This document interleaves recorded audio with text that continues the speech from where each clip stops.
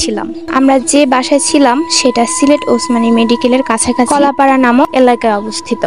ওই বাসায় আমরা ওঠার আগে নাকি 1 বছর বন্ধ ছিল, সেটা আমরা জেনেছি পাশের বাসার মানুষদের কাছে। কেন 1 বছর বন্ধ ছিল সেটা অজানা সবার কাছে।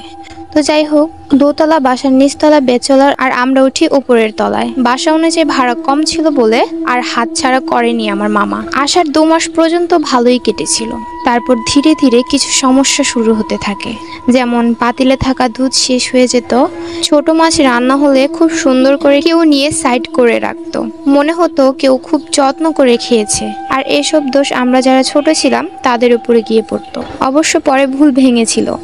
বাসায় কোনো মেহমান আসলে ওনারা আমাদের বাসায় অপরিচিত কাউকে দেখতে পেতেন আর পরদিন কিছু না বলেই চলে যেতেন।